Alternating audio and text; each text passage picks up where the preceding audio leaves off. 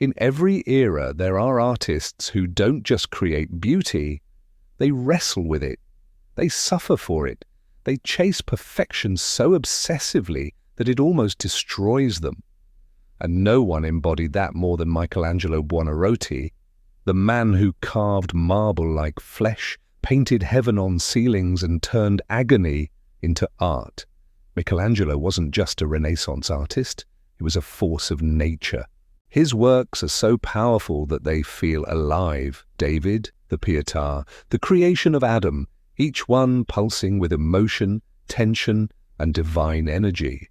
But behind that brilliance was a man haunted by loneliness, pressure, and doubt. He was born in 1475 in Caprese, Italy. From the start, Michelangelo was drawn to art, even though his father disapproved. His family wanted him to become a businessman or a scholar, not a craftsman, but Michelangelo couldn't fight what he felt inside. He was obsessed with form, with anatomy, with the raw power of the human body. He studied corpses in secret, sketching every muscle, every curve, trying to understand how flesh moved and stretched. To him, the human body wasn't just a subject, it was divine architecture. Every bone, every vein, every imperfection was a reflection of God's design. But that devotion to perfection came with a cost. Michelangelo was a perfectionist to the point of torment.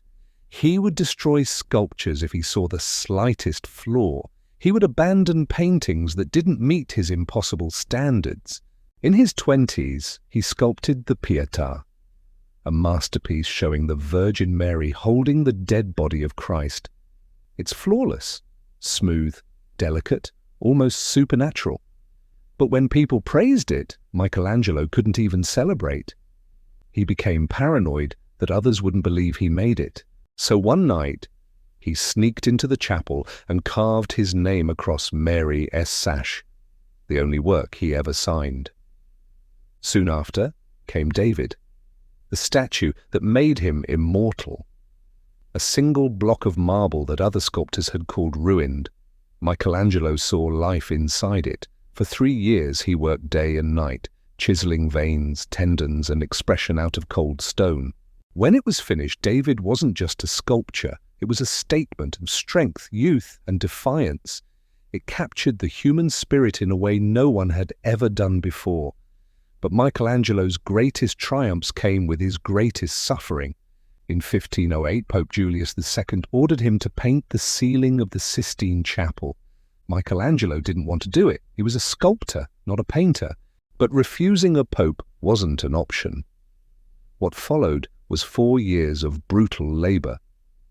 Lying on scaffolding for hours every day, paint dripping into his eyes, his neck and back in agony. He worked almost entirely alone, refusing help. He slept little, barely ate, and pushed himself to exhaustion. The result was the creation of Adam, one of the most famous images in history. The moment when God gives life to man, their fingers almost touching, the spark of existence captured in paint. But behind that beauty was a man breaking himself apart to make it real. Michelangelo's relationship with the church was complicated. He was deeply religious, yet constantly in conflict with the very institution that funded him. He served powerful popes, yet distrusted power. He saw beauty as divine, but also sinful. That tension between flesh and faith, creation and guilt, lived in every line of his art. He was also deeply lonely. He never married, never had children, and often avoided social life entirely. His letters reveal a man consumed by self-doubt and inner struggle.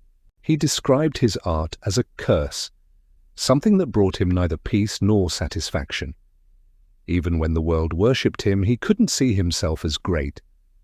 In his later years, Michelangelo turned even more inward. His sculptures became rough, unfinished, almost abstract, like he was no longer trying to perfect the body, but to free the soul inside it. His last piece, the Rondinini Pietà, is haunting.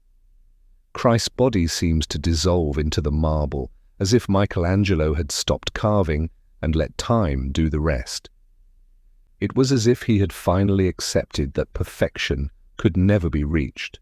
When Michelangelo died in 1564 at the age of 88, he left behind not just art, but a story of obsession, pain, and transcendence. He believed art should be born from struggle, that to create something divine, you had to suffer for it. Centuries later, his legacy still defines beauty. Every sculptor, every painter, every dreamer who chases something impossible walks in his shadow.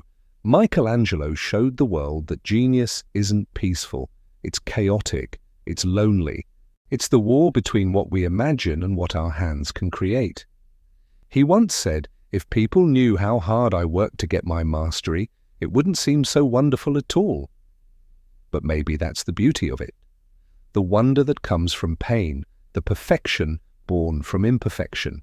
Michelangelo didn't just sculpt bodies. He sculpted humanity, its brilliance, its flaws, its endless reach for something higher.